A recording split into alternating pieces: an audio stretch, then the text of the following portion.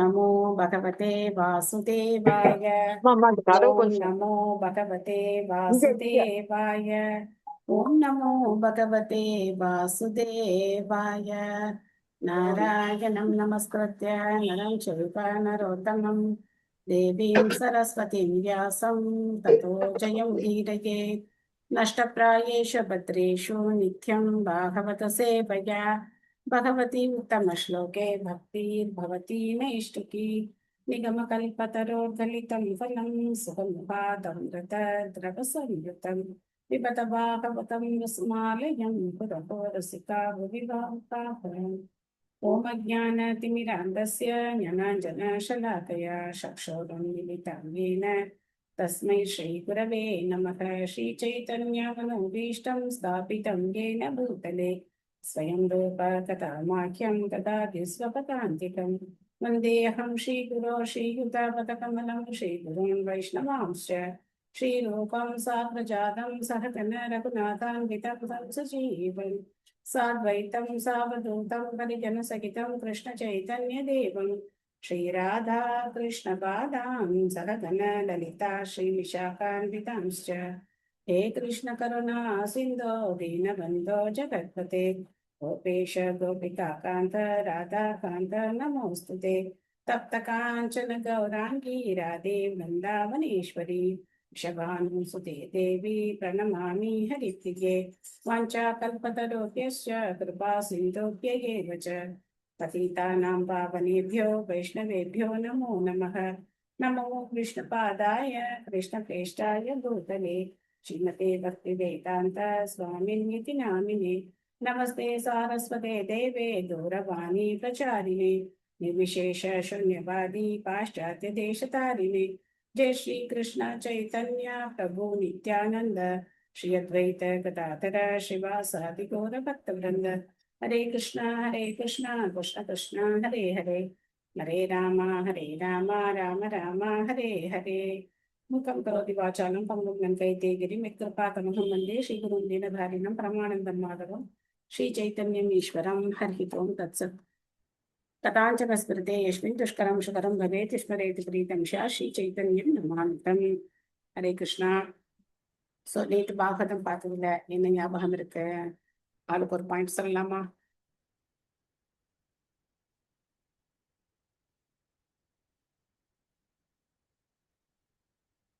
மாதாஜி உங்க வாய்ஸ் வந்து இதுவா இல்ல மாதாஜி, கிளியரா இல்ல.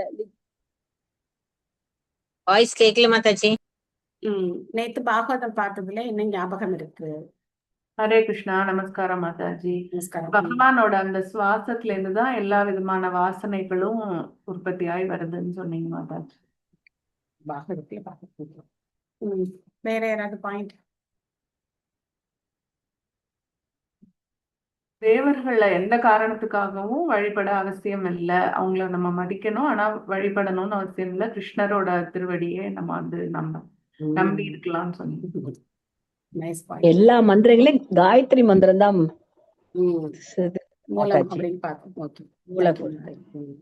பகவான் பாடல். பகவானை பத்தி பாடும்போது நம்ம புலன்கள் வந்து ஆன்மீகமாக மாறுகிறது. கிருஷ்ண மாதாஜி. சொல்லுங்க. பக்தியில் ஈடுபட்டுள்ள ஒவ்வொருவரும் பரமஹம்சர்களை பற்றெடுக்க வேண்டும் பிரபுபாதர் கூறினார்னு சொன்னீங்க மாதாஜி. ஒவ்வொரு கிரகஸ்தரும் பரமஹம்சர்களான குழந்தைகளை பெற்றெடுக்கணும். ரொம்ப முக்கியமான பாயிண்ட். அப்போ அந்த அளவுக்கு நாம என்ன பண்ணணும்? தூய்மையான பக்தியை நாம பயிற்சி பண்ணணும். ஹரே கிருஷ்ண மாதாஜி. ஹரே கிருஷ்ண மாதாஜி. சொல்லுங்க. தாமரை பாதங்களையே தூய்மையா பரிபூர்ணமா நம்பி இருப்பது, பகவானின் தாமரை பாதங்களையே பரிபூர்ணமாக நம்பி இருப்பது. தேங்க்யூ மாதாஜி. ஸ்ரீமத் பாகவதம் 2வது ஸ்கந்தம் 6வது அத்தியாயம் புருஷ சுத்தம் நிலைநாட்டப்பட்டது. பதம் 11. அவ்யக்த ரச சிந்தூனாம் பூதானாம் நிதனஸ்ய ச உதரம் விதிதம் பும்சோ ஹிருதயம் மனசப்பதம். மொழிபெயர்ப்பு பொருளுரை வழங்கிய பக்திவித்ராச பக்திவேதாந்த சுவாமி ஸ்ரீல பிரபுபாத் கி ஜெய். பகவானின் அருவ அம்சம் சமுத்திரங்களின் இருப்பிடமாகும். அவரது வயிறு பௌதீக அழிவுக்கு உட்பட்ட ஜீவராசிகளின் இலைப்பாறும் இடமாகும். அவரது இதயம் சூட்சமமான ஜட உடல்களை கொண்ட ஜீவராசிகளின் பசிப்பிடமாகும். நுண்ணறிவு படைத்தவர்கள் இதை இவ்வாறு அறிகின்றனர். பொருளுரை அகிலா மெசேஜ் படிங்க. ஹரே கிருஷ்ணா மாதாஜி. படிக்க பொருளுரை. ஸ்ரீல பிரபுபாதருக்கு ஜெய். மாணிக்க கணக்குப்படி 43 லட்சம் ஆண்டுகள் கொண்டது ஒரு சதுர்யுகம் ஆகும். இதே போன்ற 1000 திவ்ய யுகங்கள் கொண்டது பிரம்மாவின் ஒரு பகலாகும். அவரது இரவும் இதே கணக்கை கொண்டதாகும். ஒரு பிரம்மா இத்தகைய கணக்குப்படி 100 ஆண்டு காலம் வாழ்ந்து பின் இறக்கிறார். பொதுவாக பகவானின் சிறந்த பக்தராக உள்ள பிரம்மா உடலை விட்ட பிறகு முக்தி அடைகிறார். இவ்வாறாக பிரபஞ்சம் ஒரு அழிவுக்கு வருகிறது. ஒரு பிரம்மாவினால் ஆளப்பட்டு வரும் கார்பந்தை போன்ற உருண்டையான வடிவம் கொண்ட பிரபஞ்சம் பிரம்மாண்டம் என்று அழைக்கப்படுகிறது. இதனால் பிரபஞ்சம் முழுவதிலும் வாழும் எல்லா ஜீவராசிகளும் அழிக்கப்படுகின்றனர். இங்கு அவ்யக்த என்று இப்பதத்தில் குறிப்பிடப்பட்டிருப்பது பிரம்மாவின் இரவை குறிக்கிறது. இச்சமயத்தில் சிறிய பிரளயம் அழிவு ஏற்பட்டு பெரும் சமுத்திரங்கள் போன்றவைகளும் பிரம்மலோகம் வரையுள்ள அக்குறிப்பிட்ட பிரம்மாண்டத்தை சேர்ந்த எல்லா ஜீவராசிகளும் விராட் புருஷரின் வயிற்றினுள் இளைப்பாறுகின்றன. பிரம்மாவுடைய இரவின் முடிவில் மீண்டும் சிருஷ்டி நிகழ்கிறது. இவ்வேளையில் பகவானின் வயிற்றினில் ஒடுங்கி கிடந்த ஜீவராசிகள் ஆழ்ந்த உறக்கத்திலிருந்து விழிப்படைந்ததை போன்று எழுந்து அவரவர் பாத்திரங்களை ஏற்று மீண்டும் செயல்படுகின்றனர். ஜீவராசிகள் அழிக்கப்படுவதே இல்லை என்பதால் ஜட உலகின் அழிவு ஜீவராசிகளின் இருப்பை ஒரு ஜட உடலுக்கு பின் மற்றொரு ஜட உடலை மீண்டும் மீண்டும் ஒருவன் ஏற்க வேண்டியுள்ளது. மனித வாழ்வு நித்திய தன்மையும் ஆனந்தமும் பூரண அறிவும் கொண்ட ஆன்மீக உலகை சென்றடைவதற்கென உள்ளதாகும். அதாவது ஜீவராசிகளின் சூட்சும ரூபங்கள் பரமபுருஷரின் இதயத்தில் இடம்பெறுகின்றன. மேலும் இத்தகைய ரூபங்கள் சிருஷ்டியின் பொழுது தொட்டு உணரக்கூடிய வடிவங்களை ஏற்கின்றன. ஹரே கிருஷ்ணா. தேங்க்யூ மாதாஜி. தேங்க்யூ மாதாஜி.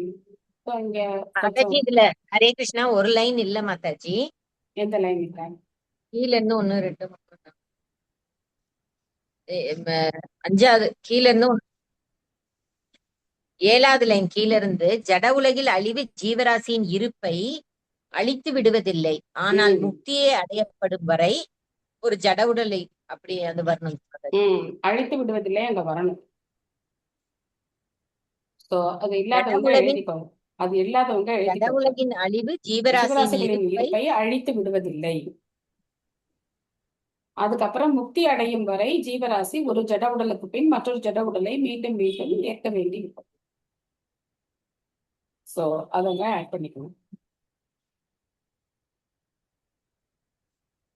ஆக இங்க பார்த்தோம் அப்படின்னா அழிவு அப்படிங்கிறது 2 விதமா ஏற்படுது.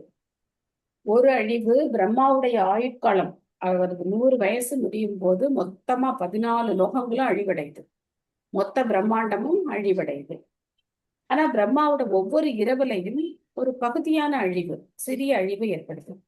அப்போ இந்த மத்திய லோகங்கள் நம்ம ஏற்கனவே பார்த்தோம் இல்லையா, 3 கிரக அமைப்புகள்னு பார்த்தோம். மேல் உலகங்கள், மத்திய கிரகங்கள், கீழ் லோகங்கள்னு பார்த்தோம்.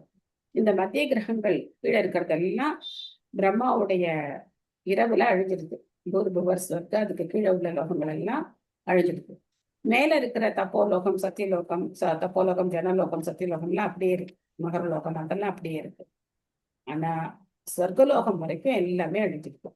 அப்போ காலம்புரை எழுந்த உடனேயே பிரம்மா திரும்ப என்ன பண்றார், தன்னுடைய படைப்பு காரியத்தை திரும்ப வர ஆரம்பிக்கும். இந்த லோகங்களை படைச்சு அப்போ இந்த ஜட உலகம் அழிக்கப்படுது. ஆனா ஆத்மாக்கள் அழிக்கப்படுறது கிடையாது. ஆத்மாக்கள் எங்க போயிருக்காங்க அப்படின்னா அந்த மகாவிஷ்ணுவுடைய வயிற்றுல போய் அவங்க எல்லாம் உட்கார்ந்துருக்காங்க. அவருடைய வயிற்றுக்குள்ள போய் எல்லாரும் உட்கார்ந்துருக்காங்க. அப்போ திரும்ப பிரம்மா படைக்கும் போது எங்க விட்டோமோ அங்கேருந்து நம்ம காரியங்களை ஆரம்பிக்கிறதுக்காக திரும்ப ஒரு ஜட உடலை ஏற்று அங்கங்க திரும்ப பிரம்மா என்ன பண்றாரு, எல்லாரையும் அகாமடேட் பண்ணி அவங்க காரியங்களை செய்ய ஆரம்பிக்கிறார். ஸோ இப்படி நம்ம முக்தி அடைகிற வரைக்கும் இது என்ன ஆகிட்டே இருக்கும். ஒவ்வொரு ஜட உடலை நம்ம மாற்றி மாற்றி மாற்றி நமக்கு பிறவிகள் வந்துகிட்டே இருக்கும். ஸோ இதுக்கு நடுவுல என்ன ஆகுது, பிரம்மாவோட ஒரு பகல் அப்படிங்கிறதே 43 லட்சம் வருடம் பார்த்தோம். அப்போ 43 லட்சமும் இத்தனை வருஷம் பார்த்தோம். 43 லட்சம் ஆண்டுகள் அப்படின்னு பார்த்தோம். நம்மளுடைய வாழ்நாளோ மனித பிறவியில 100 வருடங்கள். அப்போ அந்த ஒரு நாள்லயே நம்ம எத்தனை பிறவி எடுக்கணும்னு பார்த்துட்டேன். ஃபுல்லா மனிதர்களாவே பிறக்க முடியுமான்னா அதுவும் கிடையாது. பல பல பிறவிகள் எடுக்கணும். அப்போ அந்த பிறவிகளுக்கு ஏற்ற மாதிரி வாழ்நாள் இருக்கும். ஒரு மரமா பிறந்தோம் அப்படின்னா அதுக்கு உண்டான வாழ்நாள் இருக்கும் இல்லையா? அந்த மாதிரி எத்தனை பிறவிகளை நம்ம எடுக்கிறோம் அப்படிங்கிறது கணக்கே கிடையாது. சில பேர் நினைச்சுக்கிறாங்க மனித பிறவி தான் கடைசி பிறவி, இதுக்கப்புறம் பிறவி கிடையாது அப்படின்லாம் சில பேர் நினைச்சுக்கிறாங்க. நிறைய கேள்விகள் அதை பத்தி தான் வரும். மனித பிறவி தான் கடைசின்னு சொல்றாங்களே அப்படின்னு. எதுக்காக அந்த மாதிரி சொல்லப்பட்டது மனித பிறவி கடைசி அப்படின்னு? மனித பிறவியை நம்ம சரியா பயன்படுத்திக்கிட்டா இதுவே கடைசி பிறவியா இருக்கு இல்லையா? மனித பிறவியை முறையா பயன்படுத்தி கரெக்டா பக்தியை பாதிச்சு பண்ணோம் அப்படின்னா இதுவே கடைசி பிறவியா கூட நமக்கு இருக்கலாம், சந்தேகமே கிடையாது. நம்ம பகவான் அடைஞ்சிட்டோம்னா அதுக்கப்புறம் நமக்கு பிறவி கிடையாது. ஆனா பக்தியை பயிற்சி பண்ணாம முக்தி அடையாம நமக்கு மறுபிறவி அப்படிங்கிறது கிடையாதுன்னு சொல்ல முடியாது. திரும்ப திரும்ப நம்ம பிறவி எடுத்தோம் சொல்லணும்.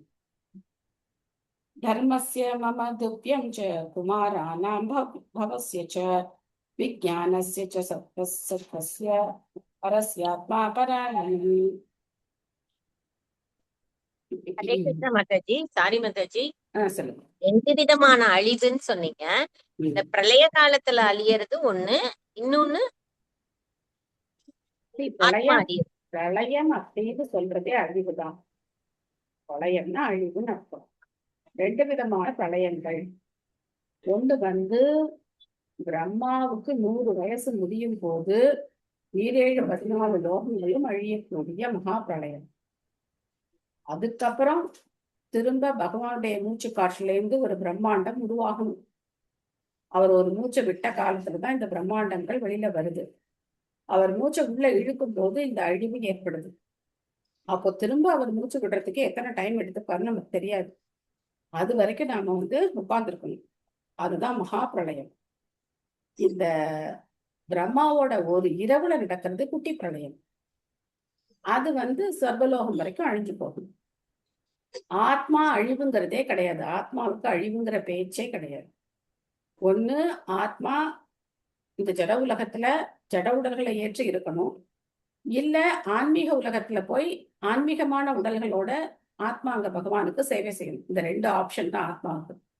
ஆத்மாவுக்கு அழிவுங்கிறதே கிடையாது. பிரளயம் 4 விதமான பிரளயங்கள் இருக்கு. நித்திய பிரளயம், டெய்லி நம்ம உடல்ல மாற்றம் ஏற்படுது இல்லையா? ஜட உடல் மாறிக்கிட்டே இருக்கு. இது நித்திய பிரளயம். ஒரு நிமிஷத்துக்கு ஒரு நிமிஷம் நம்ம செல்கள் அழிஞ்சு அழிஞ்சு புதிய செல்கள் உற்பத்தி ஆகுது. இது நித்திய பிரளயம். அதுக்கப்புறம் பர்மனண்டா ஒரு பிரளயம் என்ன அப்படின்னாக்க, நம்ம ஏற்கனவே நம்மளுடைய அகங்காரத்தை பத்தி டிஸ்கஸ் பண்ணணும் இல்லையா? அகங்காரத்துல 2 விதம் இருக்குன்னு பார்த்தோம். ஒண்ணு என்ன?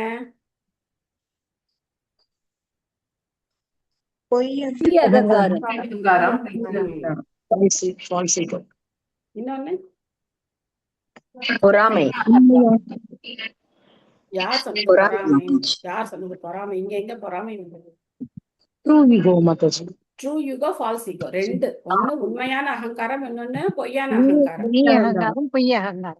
உண்மையான அகங்காரம்ங்கிறது நான் பகவானுடைய சேவகன் தொண்டன் அப்படிங்கிறது உண்மையான அகங்காரம்.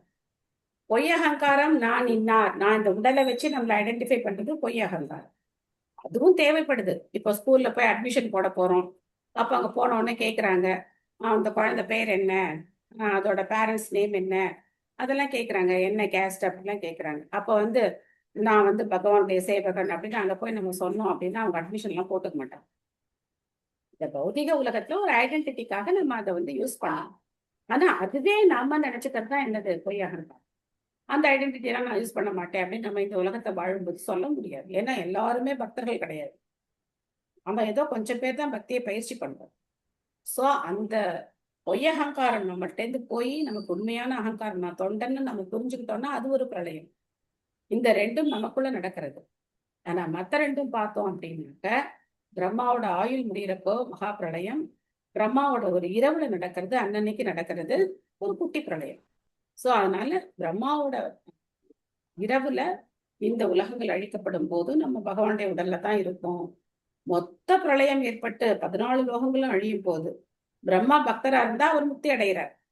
அப்போ பிரம்மலோகத்துல இருக்கிற எல்லாருமே முக்தி அடைகிறாங்க. யார் யார் பிரம்மலோகத்தை போய் அடைஞ்சாங்களோ அவங்க எல்லாருமே முக்தி அடைகிறாங்க. ஆனா பிரம்மா பக்தரா இல்லைன்னு வச்சுக்கோங்க, அவர் தூய பக்தரா இல்லைன்னு வச்சுக்கோங்க, அவருக்கு இன்னும் இந்த மாதிரி பதவியெல்லாம் ஆசை இருக்குன்னு வச்சுக்கோங்க, நான் இன்னும் பிரம்மாவா இருக்கணும், நான் இன்னும் இந்திரனா இருக்கணும், நான் சந்திரனா இருக்கணும் அப்படின்னு ஆசை இருந்ததுன்னா அவர் என்ன பண்ணணும், திரும்ப ஒரு பிறவி எடுக்கும். அதனால எங்க இருந்தாலும் நம்ம என்ன செய்யணும், பக்தியே பயிற்சி பண்ணணும். அதுதான் ரொம்ப முக்கியம். கிளியர் ஆச்சா லலிதா மாதாஜி? கிளியர் ஆச்சு மாதாஜி. இப்ப நித்திய பிரளயம் ஒண்ணு, இன்னொன்னு வந்து என்ன சொன்னீங்க, பெர்மனன்ட்? அதாவது அதுக்கு டேர்ம்ஸ் இருக்கு, நான் டேர்ம்ஸ் மறந்துட்டேன். நித்திய பிரளயம், நைமித்திக பிரளயம் அப்படின்னு 4 டேர்ம்ஸ் இருக்கு. எனக்கு டேர்ம்ஸ் ஓகே மறந்துட்டேன். பட் இது சரி, வந்து நம்மளுடைய அகங்காரம் அழிகிறது ஒரு பிரளயம். இது நமக்குள்ள நடக்கிறது. இப்ப கூட நடக்கலாம், நமக்குள்ள நடக்கும். இப்ப புரிஞ்சுது கூட மாதாஜி. நடக்கலாம், இப்ப கூட நடக்கலாம். ஒவ்வொருத்தரும் இப்பவே நம்ம டிரான்ஸ்ஃபர்மேஷன் ஆயிடலாம். நான் வந்து இந்த உடல் கிடையாது, நான் பகவானுடைய சேவகன், தொண்டன், நான் ஆத்மா அப்படின்னு நம்ம இப்பவே உணர்ந்து அதை பற்றி செயல்பட்டோம்னா அந்த பிரளயம் நடந்து போகும். அது மாதிரி பிரம்மாவோட இரவுல ஒரு பிரளயம், பிரம்மாவோட ஆயுள் முடியும் போது ஒரு பிரளயம், அவ்வளவுதான். தவிரவும் நான், நீ புரிஞ்சுது மாதாஜி. மற்றும் தேங்க்யூ மாதாஜி. தேங்க்யூ. தவிரவும் நான், நீ மற்றும் 4 பிரம்மச்சாரிகளான சனகர், சனாதனர், சனத்குமாரர் மற்றும் சனந்தனர் ஆகியோருடைய சமய கொள்கைகளின் இருப்பிடமாக அந்த மகாபுருஷரின் உணர்வு இருக்கிறது. அதே உணர்வுதான் உண்மைக்கும் உன்னத அறிவிற்கும் கூட இருப்பிடமாகும். எல்லாமே பகவான் கிட்டே தான் வருது அப்படின்னு வரும்போது அவங்களுடைய பக்தி உணர்வும் யார்கிட்ட தான் வருது, பகவான்கிட்ட தான் வருது. அகம் பவான் பவச்சைவ த இமே முன்யோக்ரஜாஹ சுரா அசுர நரா நாகா. ஏதோ ஒரு ஸ்பெல்லிங் மிஸ்டேக் இருக்குன்னு நினைக்கிறேன். நரா நாகா சுகா, சுகான்னு இருக்கணும். சுகாமிருக சரீஸ்ருபாக கந்தர்வாப்சரோ யக்ஷோ ராக்ஷோ பூத கனோரகாக பசவக பிதரச்சித்தா வித்யாதரச்சாரணாத்ருமாக அந்யே ச விவிதா ஜீவா ஜலஸ்தல நபௌகசக பிரகர்ஷ கேதவஸ்தாராஸ்தடிதக ஸ்தனயித்நவக சர்வம் புருஷ ஏவேதம் பூதம் பவ்யம் பவश्च யத் தேனேதம் ஆவ்ருதம் விஸ்வம் விதஸ்திம் அதிதிஷ்டதி. மொழிபெயர்ப்பு. என்னிலிருந்து, அதாவது பிரம்மாவிலிருந்து துவங்கி நீ, இங்க வந்து நீ அப்படின்னா நாரதர், பவான் சிவபெருமான், உனக்கு முன் பிறந்த பெரும் முனிவர்கள், தேவர்கள், அசுரர்கள், நாகர்கள், மனிதர்கள், பறவைகள், மிருகங்கள் மற்றும் ஊர்வன போன்றவை, மேலும் பிரபஞ்சத்தில் உள்ள கிரகங்கள், நட்சத்திரங்கள், சிறிய கிரகங்கள், ஒளிரும் கிரகங்கள், மின்னல், இடி போன்றவை, மேலும் வெவ்வேறு கிரக அமைப்புகளின் வாசிகளான கந்தர்வர்கள், அப்சரர்கள், யக்ஷர்கள், ராட்சசர்கள், பூதகணங்கள், உரகர்கள், பசுக்கள், பிதாக்கள், சித்தர்கள், வித்யாதரர்கள், சாரணர்கள் போன்றவர்கள் உட்பட மற்றெல்லா வகையான ஜீவராசிகள், மேலும் மற்றெல்லா பொருட்கள் வரையுள்ள அனைத்தும் கடந்த, நிகழ் மற்றும் எதிர்காலம் என்னும் எல்லா காலங்களிலும் பகவானின் பிரபஞ்ச ரூபத்தால் மூடப்பட்டுள்ளன. பகவான் 9 அங்குலங்களை கடந்து விடாத ஒரு உருவில் நித்தியமாக வாழ்பவராகவும் மேற்குறிப்பிட்ட அனைத்திற்கும் மேற்பட்டவராகவும் இருப்பினும் அவர் அனைத்தையும் தமக்குள் அடக்கி கொண்டுள்ளார். சோ இது பகவானுடைய பரமாத்மா ரூபத்தை பத்தி இங்க சொல்லப்படுது. பொருளுரை. நெக்ஸ்ட் பிரேம கிருதா மாதாஜி படிக்கிறீங்களா? हरे कृष्ण माताजी, प्रणाम सर। பிரணாஸ் மாதாஜி அன்மியூட் பண்ணிக்கோங்க. हरे कृष्ण माताजी, प्रणाम सर। பொருளுரை வழங்கியவர் திரு ஆசா பக்தி வேதாந்த சுவாமி ஸ்ரீல பிரபுபாதாக்கு ஜெய். பரமபுருஷ பகவானின் விரிவங்கம் ஆகிய பரமாத்மா 9 அங்குலங்களுக்கு மேல் போகாதவர் ஆவார். இப்பரமாத்மா தமது நிலை சக்தியின் மூலமாக பிரபஞ்ச வடிவில் விரிவடைகிறார். இப்பிரபஞ்ச வடிவம் பல்வேறு வகையான உயிருள்ள மற்றும் உயிரற்ற பொருட்களுக்கிடையில் தோன்றியுள்ள அனைத்தையும் உள்ளடக்கியதாக உள்ள தங்க ஆபரணங்கள் அவற்றின் பிறப்பிடமாகிய தங்கச் சுரங்கத்திலிருந்து வேறுபடாமல் உள்ளதைப் போலவே தோன்றியுள்ள பிரபஞ்சத்தின் பலவகைப்பட்ட நிலைகளும் பகவானிலிருந்து வேறானவை அல்ல. அதாவது பகவான் சிருஷ்டியிலுள்ள அனைத்தையும் ஆளும் பரமபுருஷர் ஆவார். இருப்பினும் அவர் தோற்றுவிக்கப்பட்டுள்ள அனைத்து ஜட படைப்பிலிருந்தும் வேறுபட்டவர் ஆவார். தனித்தன்மையுடைய பரம ஜீவனாயும் எஞ்சியுள்ளார். இதனால் அவர் பகவத்கீதையில் 9.45 யோகேஸ்வரர் என்று அழைக்கப்படுகிறார். பகவானான ஸ்ரீ கிருஷ்ணருடைய சக்தியில்தான் அனைத்தும் இளைப்பாறுகின்றன. இருப்பினும் அவை அனைத்திலிருந்தும் அவர் வேறானவராயும் அவற்றிற்கு மேற்பட்டவராயும் இருக்கிறார். ரிக் வேதத்திலுள்ள புருஷ சுத்த மந்திரத்திலும் கூட இது உறுதி செய்யப்பட்டுள்ளது. ஒரே சமயத்தில் ஒற்றுமையும் வேற்றுமையும் கொண்ட இந்த தத்துவார்த்த உண்மை பகவான் ஸ்ரீ சைத்தன்ய மகாபிரபுவால் எடுத்துக் கூறி ஸ்தாபிக்கப்பட்டதாகும். இது அச்சிந்திய வேத தத்துவம் என்று அறியப்படுகிறது. பிரம்மா, நாரதர் மற்றும் அனைவரும் ஏக காலத்தில் பரம புருஷரோடு ஒற்றுமை உடையவர்களும் அவரிலிருந்து வேறானவர்களும் ஆவர். தங்க ஆபரணங்கள் தன்மையில் தங்கச் சுரங்கத்தோடு ஒற்றுமை கொண்டவையாக இருப்பதைப் போலவே நாம் அனைவரும் பகவானோடு ஒன்றானவர்கள் ஆவோம். ஆனால் ஒரு தனிப்பட்ட தங்க ஆபரணம் அளவில் தங்கச் சுரங்கத்தோடு ஒன்றானதல்ல.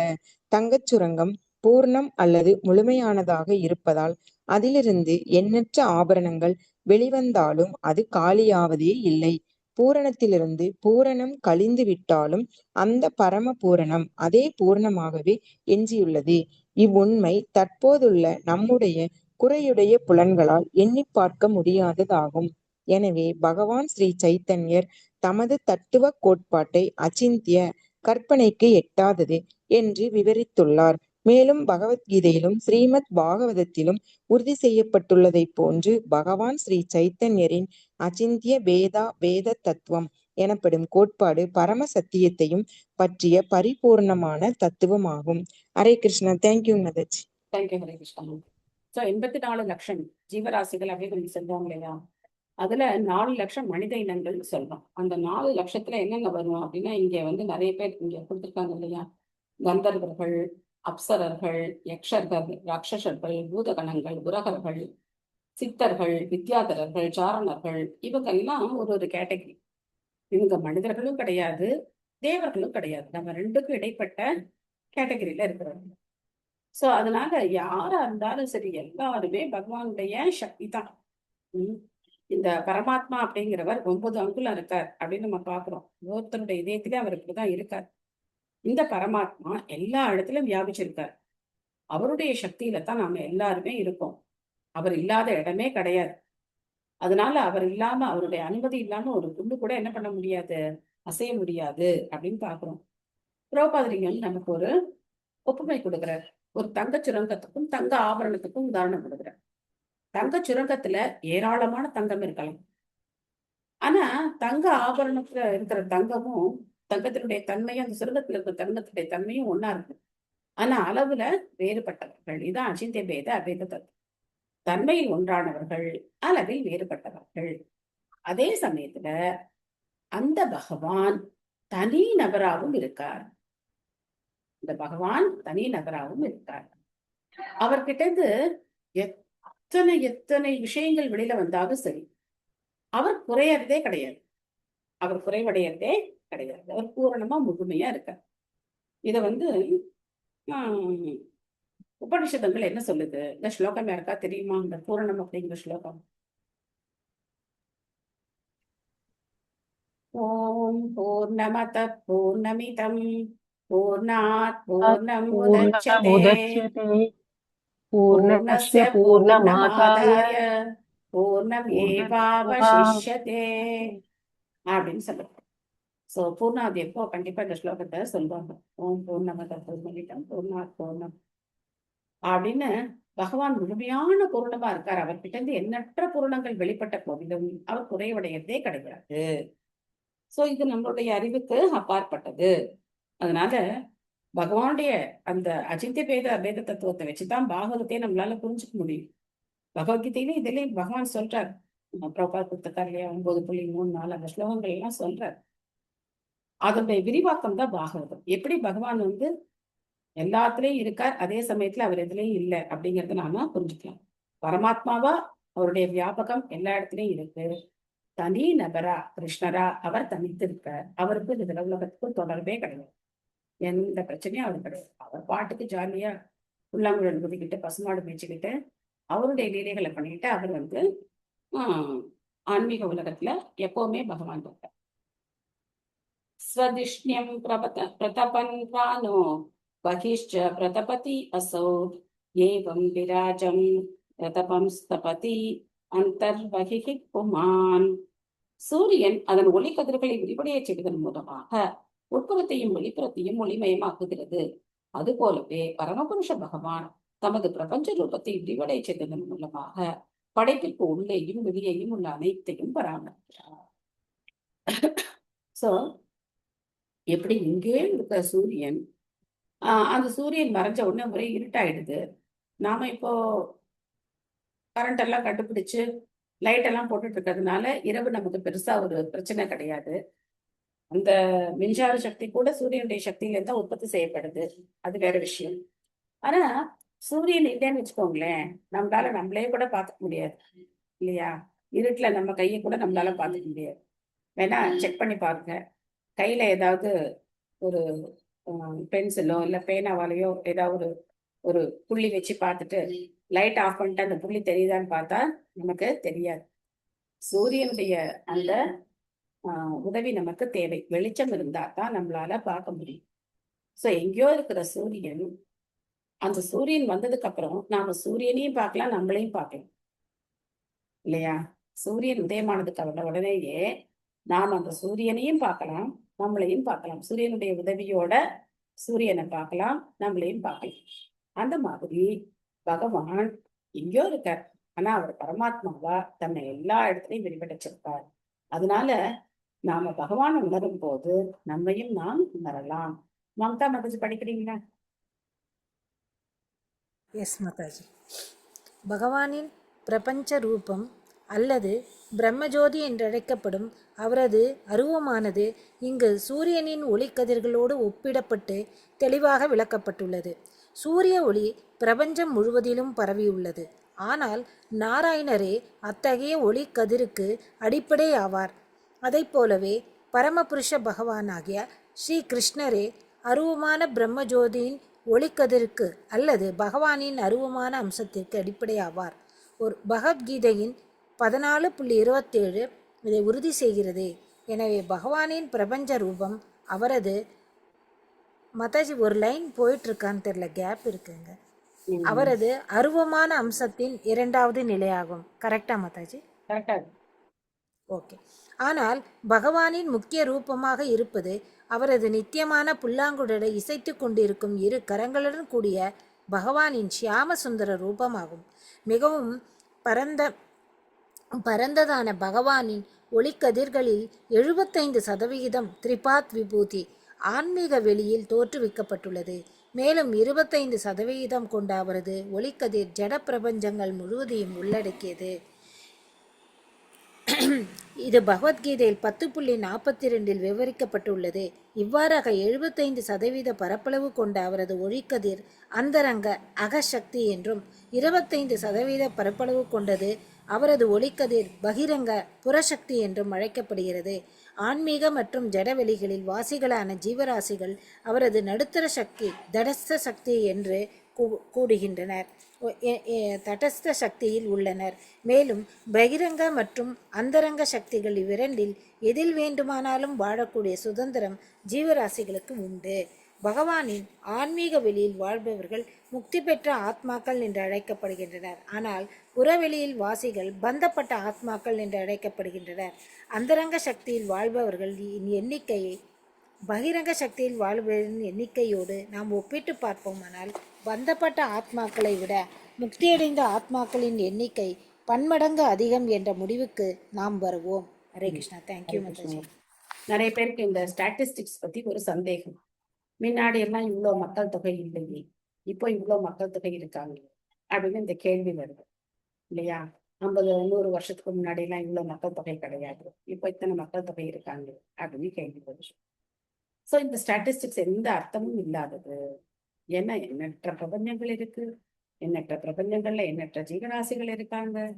ஒரு பிரபஞ்சத்திலே பார்த்தோம் அப்படின்னா ஒரு இனத்துல இருக்கக்கூடிய ஆத்மாக்களினுடைய எண்ணிக்கை, அடுத்த இனத்துல இருக்கக்கூடிய ஆத்மாக்களின் எண்ணிக்கை இதெல்லாம் மாறிக்கிட்டே இருக்கு. சில சமயங்கள்ல பார்த்தோம்னா கொசுக்களுடைய எண்ணிக்கை ரொம்ப ஜாஸ்தியா இருக்கு, சில சமயங்கள்ல எறும்புகளுடைய எண்ணிக்கை ஜாஸ்தியா இருக்கு. மனிதர்களுடைய எண்ணிக்கை தான் இந்த உலகத்துல ரொம்ப கம்மி. மற்ற 80 லட்சம் ஜீவராசிகளுடைய எண்ணிக்கையை கம்பேர் பண்ணோம் அப்படின்னா மனிதர்களுடைய எண்ணிக்கை ரொம்ப ரொம்ப கம்மி. ஒரு உதாரணத்துக்கு கடல்ல போய் குண்டெல்லாம் போட்டு மீன் பிடிக்கிறாங்க. அவங்க மீன் பிடிக்கிற வலையில பாத்தீங்க அப்படின்னாக்க எத்தனை 1000 கோடி மீன்கள் மாட்டி இருக்கும் தெரியாது. கொண்டு வந்து கரையில போட்டு கூறு போட்டு விற்கிறாங்க இல்லையா? சோ அந்த மாதிரி ஆத்மாக்கள் ஒரு இனத்திலிருந்து இன்னொரு இனத்துக்கு என்ன ஆயிட்டே இருக்காங்க, டிரான்ஸ்ஃபர்மேஷன் ஆயிட்டே இருக்காங்க. சோ இங்க பிரபுபாதர் சொல்றார், அந்த மாதிரி ஏகபாத விபூதி திரிபாத விபூதி நம்ம அடிக்கடி டிஸ்கஸ் பண்ணலாம். இந்த திரிபாத விபூதியில இருக்கக்கூடியவங்க தான் ஜாஸ்தி. ஏகபாத விபூதியில இருக்கக்கூடிய, அதாவது ஜட உலகத்துல இருக்கக்கூடியவர்களுடைய எண்ணிக்கை ரொம்ப ரொம்ப குறைச்சல். அப்போ நமக்கு சுதந்திரம் இருக்கு. தடஸ்த சக்தி, நம்ம கரையில இருக்கக்கூடிய சக்தி, 2 பக்கம் நமக்கு ஆப்ஷன் இருக்கு. ஒரு பக்கம் ஆன்மீக சக்தி இருக்கு, ஒரு பக்கம் ஜடசக்தி இருக்கு. எதை தேர்ந்தெடுக்க போறோம்? ஜடசக்தியை தேர்ந்தெடுக்க போறோமா, ஆன்மீக சக்தியை தேர்ந்தெடுக்க போறோமா அப்படின்னு நமக்கு ஒரு சுதந்திரம் பகவான் கொடுத்திருக்காரு. ஆனா நம்ம ஜடசக்தியை தேர்ந்தெடுத்து இங்க வந்துட்டோம் இல்லையா? ஜடசக்தியை தேர்ந்தெடுத்து இந்த ஜட உலகத்துல நம்ம இன்பமா வாழணும் அப்படின்னு நினைச்சு இங்க வந்துட்டோம். இல்ல பகவானே படைச்சிட்டாரு, அது எப்படி வேணா இருக்கலாம். நம்ம இங்க எப்படி வந்தோங்கிறது பெருசு கிடையாது. ஆனா இங்க வந்ததுக்கு அப்புறம் நமக்கு இந்த விஷயங்கள் எல்லாம் தெரிய வருது. அதாவது நீ ஆத்மா அழிவில்லாதவன், நீ பகவானுடைய அந்தரங்க சக்தியில அடைக்கலம் எடுத்துக்கிட்டா நீ நித்தியமான உலகத்துக்கு போகலாம்.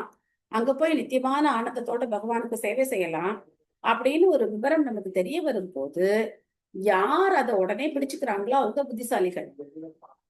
இல்ல இதெல்லாம் சும்மா இஸ்கான்காரங்க தான் சொல்றாங்க, வேற யாரும் சொல்றது இல்லை. இதெல்லாம் அந்த கோயிலுக்கு போனா இது நடக்குது, இந்த கோயிலுக்கு போனா அது நடக்குதுன்னா நடந்துகிட்டே இருக்க வேண்டியதான் இல்லையா?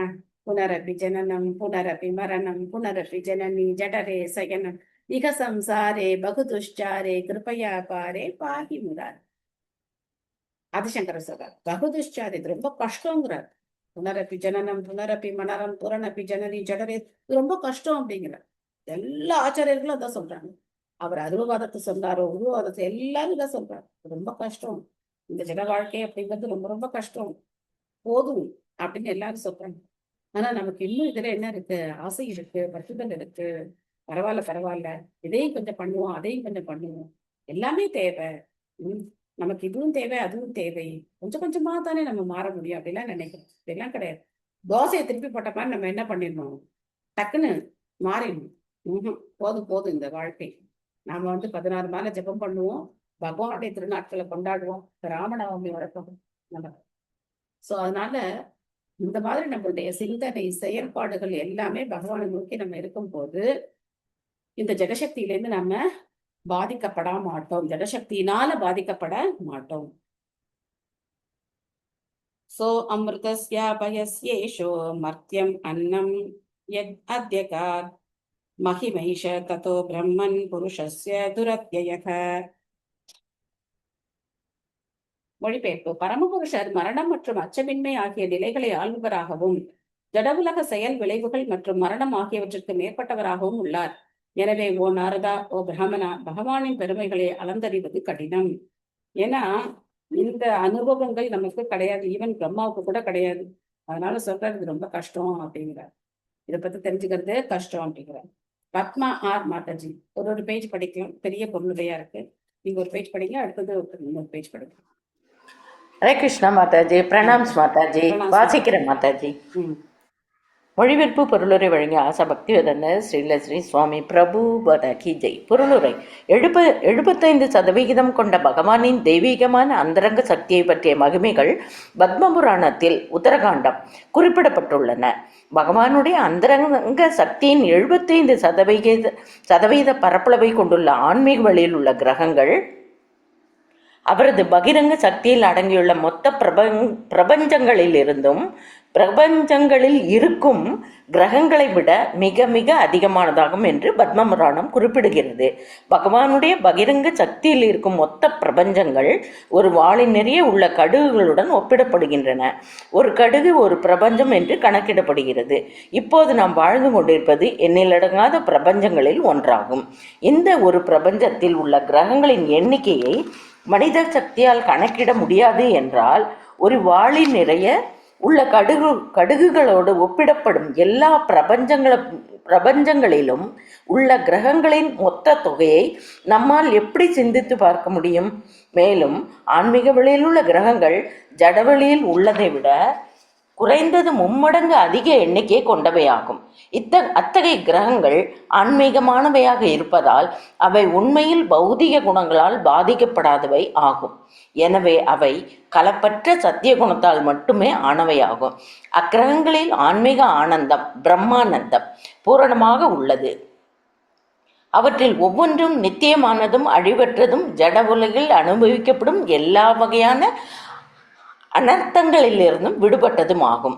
அவற்றில் ஒவ்வொன்றும் சுய ஒளி கொண்டவையும் லட்சக்கணக்கான இகலோக சூரியன்களின் மொத்த ஒளியை விட இன்னும் அதிகமான சக்தியை கொண்டவையும் ஆகும். அக்கிரகங்களின் வாசிகள் பிறப்பு, இறப்பு, மூப்பு மற்றும் நோய் ஆகியவற்றிலிருந்து விடுபட்டவர்களாகவும் முழு அறிவை பெற்றிருப்பவர்களாகவும் மேலும் பௌதிக ஆசைகளிலிருந்து விடுபட்டவர்களாகவும் இருக்கின்றனர். பரமபுருஷராகிய நாராயணருக்கு உன்னத அன்பு தொண்டாற்றுவதை காட்டிலும் அவர்களுக்கு அங்கு வேறு வேலை இல்லை. அத்தகைய வைகுண்ட லோகங்களில் நாராயணரே ஆதிக்கம் செலுத்துவோராக இருக்கிறார். அந்த முக்தி பெற்ற ஆத்மாக்கள் சாமவேதத்தில் குறிப்பிடப்பட்டுள்ள பாடல்களை பாடுவதில் இடைவிடாமல் ஈடுபட்டுள்ளனர்.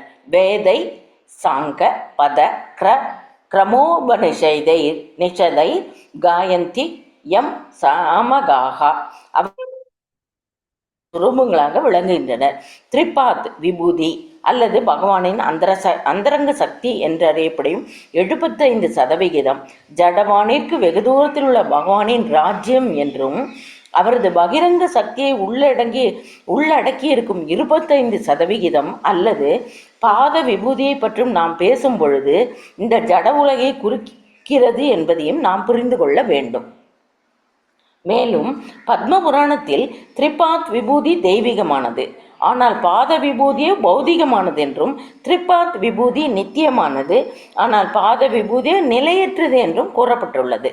பகவானும் அவரது நித்திய தொண்டர்களும் நித்தியமான ரூபங்களை உடையவர்களாவர். இந்த ரூபங்கள் மங்களகரமானவையாகவும் மாற்றமில்லாதவையாகவும் ஆன்மீகமானவையாகவும் மற்றும் நித்தியமான இளமையும் கொண்டவையும் ஆகும். அதாவது அங்கு பிறப்பு, இறப்பு, மூப்பு மற்றும் நோய் ஆகியவை இல்லை. நித்தியமான அந்த பூமி உன்னத இன்பமும் அழகும் ஆனந்தமும் நிறைந்ததாகும். இதே உண்மை ஸ்ரீமத் பாகவதத்தின் இப்பதத்திலும் ஊர்ஜிதப்படுத்தப்பட்டு உள்ளதுடன் அதன் உன்னதமான தன்மை அமிர்த என்றும் விவரிக்கப்பட்டுள்ளது. வேதங்களில் குறிப்பிடப்பட்டுள்ளதைப் போல் உதாமிருதத் ஏச்சானக பரமபுருஷர் மரணமற்ற வாழ்வுக்கு பகவானாக இருப்பதால் மரணமற்ற வாழ்வை அவரது பக்தர்களுக்கும் அவரால் வழங்க முடியும். மரணமற்ற அவரது வசிப்பிடத்திற்கு யார் சென்றாலும் அவர்கள் மும்மடங்கு துன்பம் கொண்ட அந்த அழிவுடைய பூமிக்கு திரும்பி வர வேண்டியதே இல்லை என்று பகவத்கீதையில் 8.16 பகவான் உத்தரவாதம் அளிக்கிறார். பகவான் இகலோக எஜமானர்களை போன்றவர் அல்ல. இகலோக எஜமானன் தனக்கு கீழ்ப்படிந்துள்ளவர்களோடு சமமாக இன்பம் அனுபவிப்பனும் அல்ல. அவன் மரணத்தை வென்றவனோ அல்லது அவனுக்கு கீழ்ப்படிந்தவர்களுக்கு மரணமற்ற வாழ்வை அளிக்கக்கூடியவனோ அல்ல. அனைத்து ஜீவராசிகளுக்கும் தலைவரான பரமபுருஷரால் மரணமற்ற வாழ்வும் ஆன்மீக ஆனந்தமும் உட்பட அவரிடம் உள்ள எல்லா இயல்புகளையும் அவரது பக்தர்களுக்கு அவரால் அளிக்க முடியும். ஜட உலகில் உள்ள ஜீவராசிகளின் இதயத்தில் எப்பொழுதும் பயம் சூழ்ந்து கொண்டே இருக்கிறது. ஆனால் பயமற்றவரான பகவான் அதே பயமற்ற தன்மையை தமது தூய பக்தர்களுக்கு அளிக்கிறார்.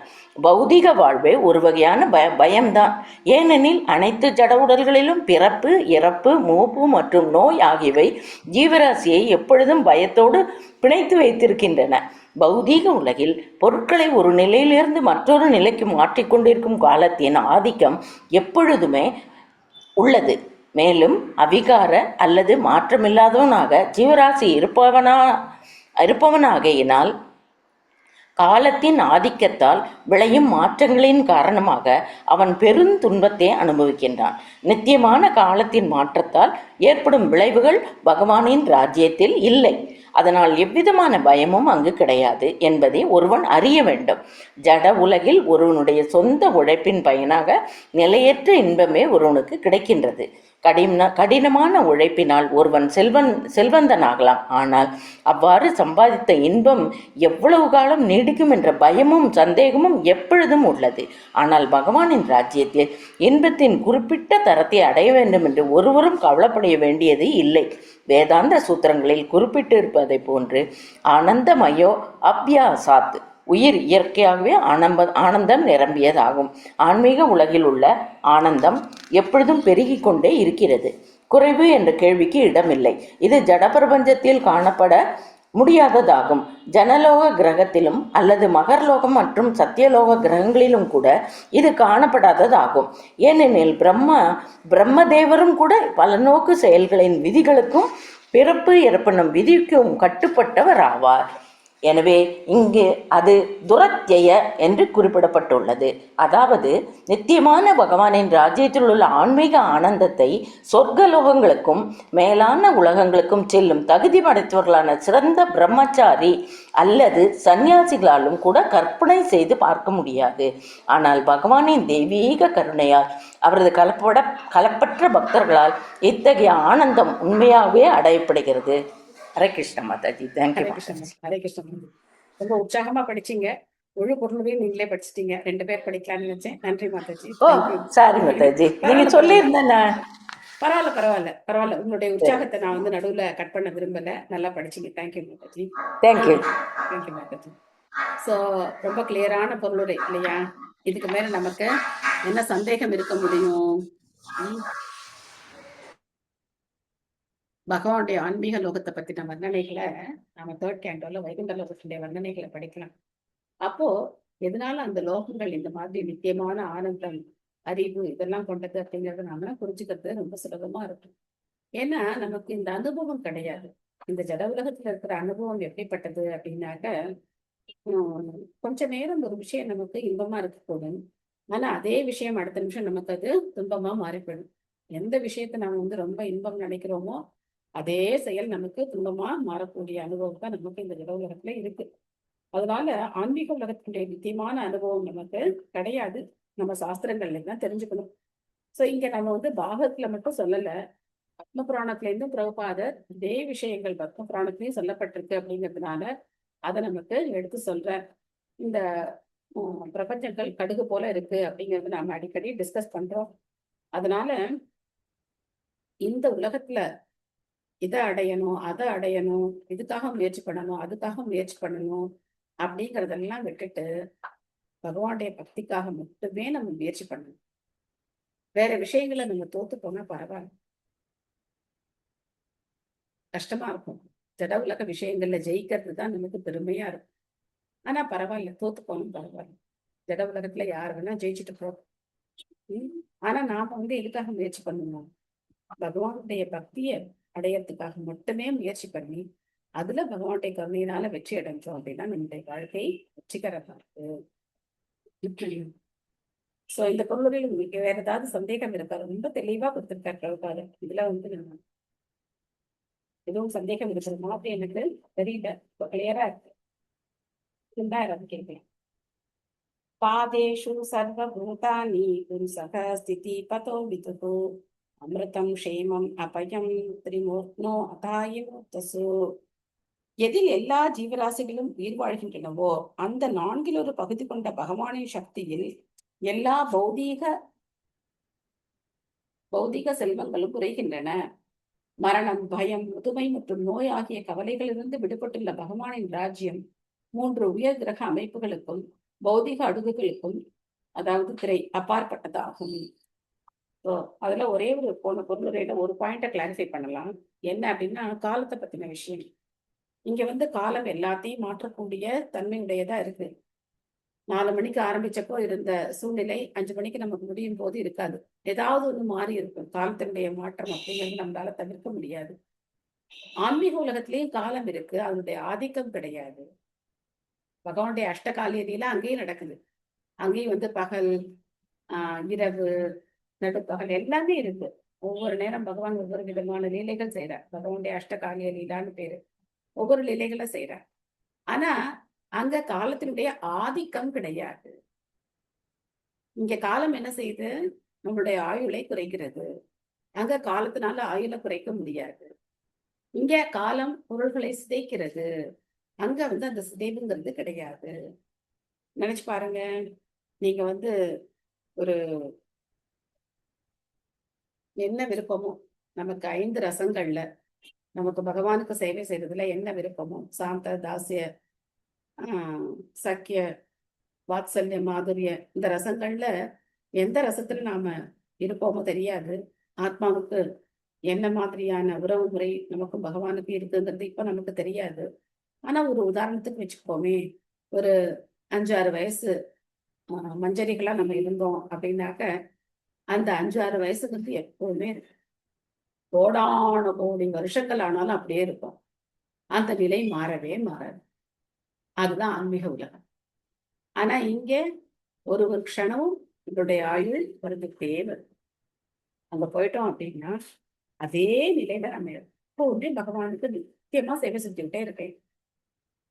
இதை கற்பனை பண்ணி பார்க்கறதுங்கிறது ரொம்ப கஷ்டம்தான். போர் அடிக்குமோ அப்படி கூட சில பேருக்கு தோணணும்.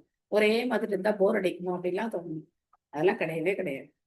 அங்க பசி கிடையாது, ஆனா சாப்பிடலாம். தாகம் கிடையாது, குடிக்கலாம். தூக்கம் கிடையாது, ஆனா தூங்கலாம். தூங்கணுங்கிற அவசியம் இல்லாத நம்ம சோர்ந்து போயிடுவோம் அப்படிங்கிறது கிடையாது, ஆனா தூங்கலாம். இந்த மாதிரி இந்த ஜட உலகத்துல நமக்கு இல்லாத அனுபவங்கள் தான் அங்க இருக்கு. பசி இல்லாம இங்க சாப்பிடவே முடியாது. நீங்க வயிறு ஒரு மாதிரி இருக்கு, இல்ல நீங்க அப்பதான் ஃபுல்லா சாப்பிட்டுருக்கீங்க, உங்க முன்னாடி ஒரு பெரிய விருந்து இருந்தா கூட நம்ம என்ன பண்ண முடியாது, சாப்பிட முடியாது. ஆனா ஆன்மீக உலகம் அப்படி கிடையாது. நமக்கு பசியே கிடையாது, ஆனா நம்ம எவ்வளவு வேணா சாப்பிடணும் இல்லையா? சோ ஆன்மீக உலகத்தினுடைய வர்ணனைகள் பிரம்ம சம்ஹிதையில ஓரளவுக்கு கொடுக்கப்பட்டிருக்கு. அங்க பாத்தீங்கன்னா கற்பக விருட்சங்கள் இருக்கு அப்படின்னு சொல்லப்படுது. ஆனா அங்க சமைக்கிறாங்க. எனக்கு ஒரு சந்தேகம் இருக்கு. கற்பக விருட்சம் இருந்தா எதுக்காக நம்ம சமைக்கணும்? அங்க போய் அது கீழே நின்று பூரி, இட்லி, தோசை, வடை, பொங்கல் எல்லாம் ஆர்டர் பண்ணிட்டா எல்லாம் கடகடன்னு வந்துருமே, கிருஷ்ணன் கொடுத்துடலாமே, ஏன் நம்ம கஷ்டப்பட்டு சமைக்கணும்? ஆனா என்ன பண்றாங்க கோபியர்கள்? எல்லாரும் சேவை பண்றாங்க, பகவானுக்கு சேவை செய்ய. ஒரு நாளைக்கு 2000 வகையான விதவிதமான வகைகளை ஸ்ரீமதி ராதாராணி பகவானுக்காக சமைக்கிறாங்க. ஆனா மறுநாள் அதே வெரைட்டியை ரிப்பீட் பண்ண மாட்டாங்க. அந்த வெரைட்டியை திரும்ப ரிப்பீட் பண்ண மாட்டாங்க. சோ அதனால இந்த அனுபவங்கள் நமக்கு இங்க கிடையாது. எனவே இந்த பொருளை நம்ம படிக்கலாம். நெக்ஸ்ட் யார் படிக்கிறீங்க? புதுசா யாரோ ஒருத்தவங்க ஹேண்ட் ரைஸ் பண்ணிருந்தீங்க பார்த்தேன். செல்வகுமாரி மாதாஜி படிங்க. நீங்க படிச்சு ரொம்ப நாள் ஆச்சு நினைக்கிறேன். மாதாஜி படிக்கிறேன் மாதாஜி. ஹரே கிருஷ்ணன். மொழிபெயர்ப்பு மற்றும் பொருளுரை வழங்கிய பக்தி வேதாந்தா ஸ்ரீல பிரபுபாதருக்கு ஜெய். பகவானுடைய சந்தினி சக்தியின் மொத்த தோற்றத்தில் 1/4 பாகம் ஜட உலகிலும் 3/4 பாகம் ஆன்மீக உலகிலும் உள்ளது. பகவானின் சக்தி 3 பாகங்களாக பிரிக்கப்பட்டுள்ளது. அவை சந்தினி, சம்பித் மற்றும் ஹலாதினி, அதாவது வாழ்வு, அறிவு மற்றும் ஆனந்தம் ஆகியவற்றின் பூரண சொரூபியாக அவர் இருக்கிறார். இவை ஜட உலகில் மிகவும் குறைவாகவே சித்தரிக்கப்பட்டுள்ளன. மேலும் பகவானின் பின்ன பகுதிகளான ஜீவராசிகள் இவற்றை முக்தியடைந்த நிலையில் மிக சிறிய அளவுக்கு அனுபவிக்கும் தகுதி கொண்டவர்களாவர். ஆனால் பந்தப்பட்ட நிலையில் உண்மையான வாழ்வு, அறிவு மற்றும் தூய இன்பம் ஆகியவற்றை அவர்களால் சரியாக மதிப்பிட முடியாது. முக்தியடைந்த ஆத்மாக்கள் ஜட உலகில் உள்ள ஆத்மாக்களை விட பன்மடங்கு அதிகமான எண்ணிக்கையை கொண்டவர்களாவர். மேற்குறிப்பிட்ட பகவானின் சந்தினி, சம்பித் மற்றும் ஹலாதினி சக்திகளின் ஆற்றலை இந்த முக்தியடைந்த ஆத்மாக்களால் உண்மையாகவே அனுபவிக்க முடியும். ஜட உலகில் உள்ள கிரக அமைப்புகள் 3 பிரதேசங்களாக அமைக்கப்பட்டுள்ளன. அவை திரிலோகம் அல்லது ஸ்வர்கலோகம், மத்தியலோகம் மற்றும் பாதாள லோகம் என்று அழைக்கப்படுகின்றன. இவை அனைத்தும் மொத்த சந்தினி சக்தியின் 1/4 பாகத்தை மட்டுமே உள்ளடக்கியுள்ளன. அதற்கு அப்பால் உள்ள ஆன்மீக வெளியாகும்.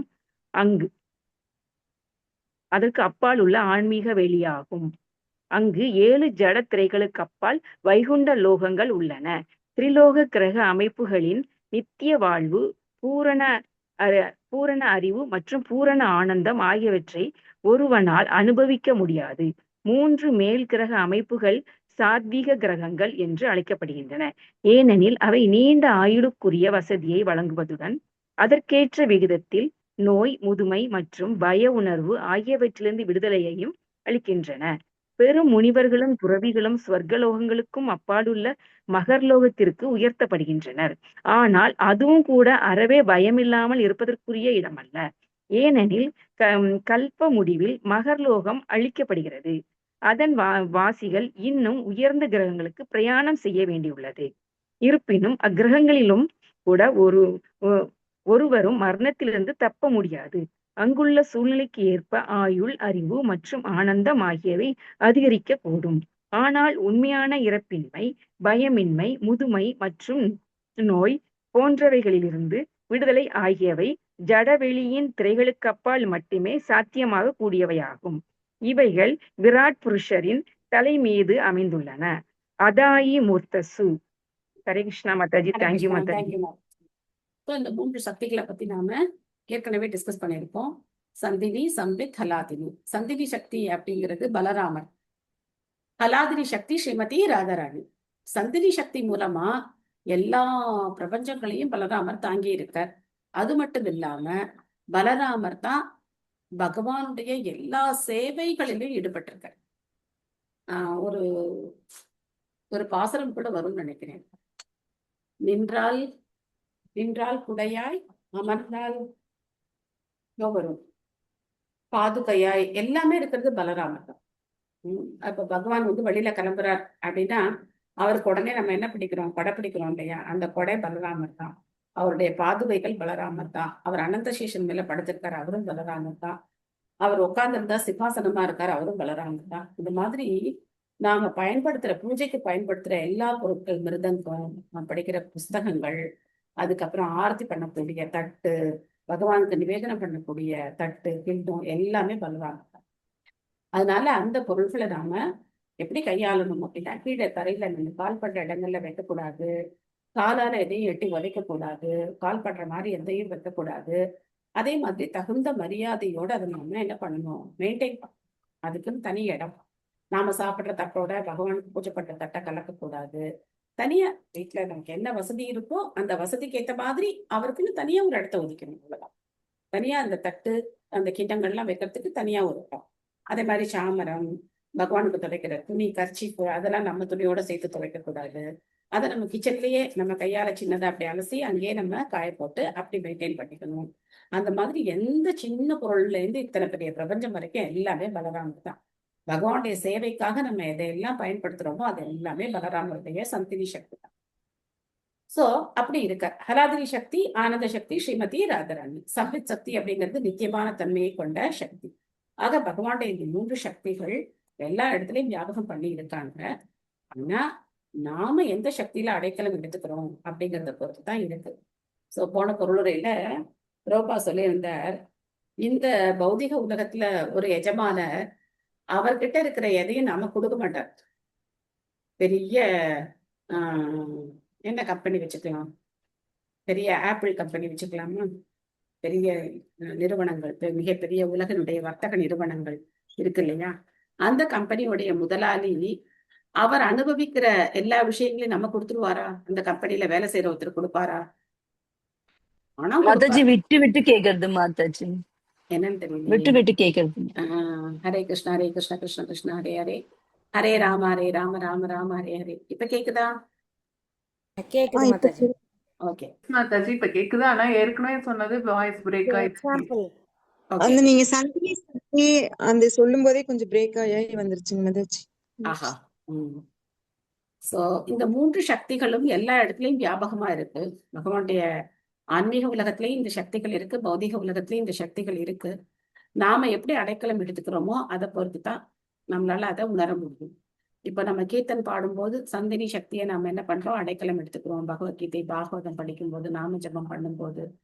சோ இந்த மாதிரி நமக்கு ஆனந்தம் கிடைக்கிறது ஸ்ரீமதி ராதாராணியுடைய அந்த கருணையினால தான் நமக்கு கிடைக்குது அப்படிங்கறத நாம புரிஞ்சுக்கணும். போன பொருளுரையில பிரபுபாதர் கொடுத்திருந்த உதாரணம் இந்த பௌதிக உலகத்தினுடைய ஒரு முதலாளியை பத்தி சொல்லியிருந்தார். ரொம்ப பெரிய கம்பெனி வச்சுக்கோங்களேன், பெரிய நிறுவனங்கள் எல்லாம் இருக்கு இல்லையா இந்த உலகத்துல. அந்த நிறுவனங்கள்ல வேலை செய்யற ஒருத்தருக்கு அந்த நிறுவனத்தினுடைய அந்த முதலாளி என்ன சௌரியங்களை அனுபவிக்கிறாரோ அவர் வீட்டுல ஒரு பார்ட்டை நம்ம கொடுத்துருவாரா? அந்த நிறுவனத்துல வேலை செய்யற ஒருத்தர் கொடுத்துருவாரா? கொடுக்க மாட்டார். சம்பளம் கொடுத்து என்ன பண்ணுவார்? அமுச்சு வச்சிருவார், போயிட்டு வா அப்படின்னு. அதுக்கப்புறம் கொஞ்ச நாள் வேலையில வச்சுக்கிட்டு ரிட்டையர்மெண்ட் கொடுத்து அனுப்பிச்சு விட்டுருவார். ஆனா பகவான் அந்த மாதிரி கிடையாது. தன்னுடைய ஆன்மீக லோகத்தையும் கொடுத்து, ஆன்மீக லோகத்துல அவர் என்னென்ன அனுபவிக்கிறாரோ அந்த எல்லா விதமான வசதிகளையும் நமக்கும் கொடுத்து, அவர் எப்படி நித்தியமா இருக்காரோ அதே மாதிரி நித்திய தன்மையும் நமக்கு கொடுக்கிறார். அதனால இந்த பௌதிக உலகத்துல இருக்கிற முதலாளிகள்கிட்ட போய் நாம கை கட்டி நிக்கிறதை விட யார்கிட்ட போய் கை கட்டி நிக்கலாம்? பகவான் கிட்ட போய் கை கட்டி நிக்கலாம். நிக்கலாமா கூடாதா? அவர் எல்லாத்தையும் கொடுக்கறதுக்கு தயாரா இருக்கார். நம்ம கேட்காமலே எல்லாத்தையும் கொடுக்கறதுக்கு அவர் தயாரா இருக்கார். ஸோ அதனால பகவான் தான் மிகப்பெரிய முதலாளி. அவர் ஒருத்தர் தான் அனுபவிப்பாளர். நாம அனுபவிப்பாளர்கள் நினைக்கிறதே முதல்ல முட்டாள்தனம். அதனாலதான் இந்த பௌதிக உலகத்துல நாம பந்தப்பட்டு இருக்கோம். ஓகே, ஹரே கிருஷ்ணா மாதாஜி. ஒரு பாட்டு. சென்றால் குடையாம், இருந்தால் சிங்காசனமாம், நின்றால் மரவடியாம், நீள்கடலுள் என்றும் புனையாம், மணிவிளக்காம், பூம்பட்டாம், புல்கும் மனையாம், திருமார்கரவு. மாதாஜி.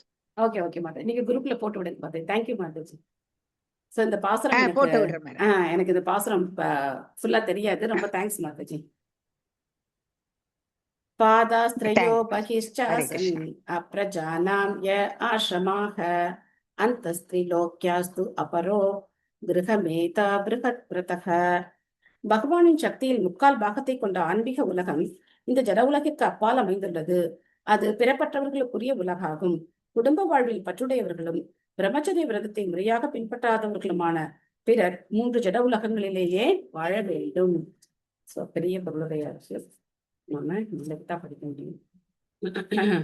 ஸோ இங்க நம்ம பார்த்தோம் அப்படின்னா, இந்த மொழிபெயர்ப்புல பார்த்தோம் அப்படின்னா, குடும்ப வாழ்வில் பற்றுடையவர்கள், பிரம்மச்சரிய விரதத்தை கடைபிடிக்காதவங்க, இவங்கெல்லாம் அங்க போக முடியாது அப்படின்னு பார்க்கிறேன். ஆனா பகவான் பகவத்கீதையில சொல்றார், மாம்ஹி பார்த்த வியபாஷித்ய ஏ அபி ஸ்யு பாபயோனயக ஸ்திரியோ வைஷ்யாஸ் ததா சூத்ராஸ் தேபி யாந்தி பராங்கதி அப்படின்னு சொல்றார்.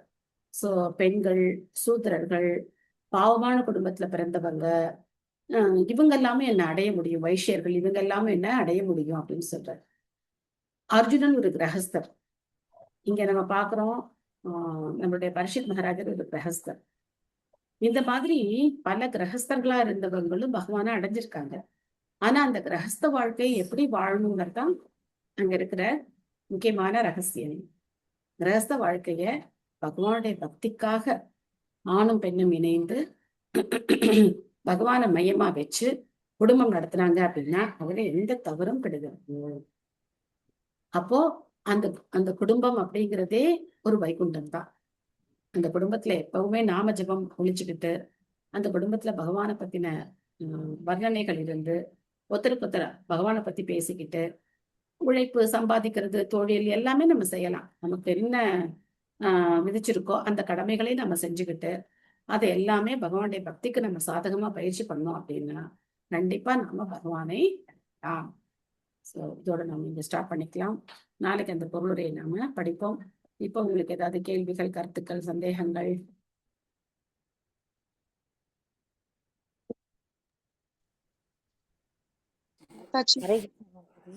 சொல்லுங்க மாதாஜி. ஹரே கிருஷ்ணன்.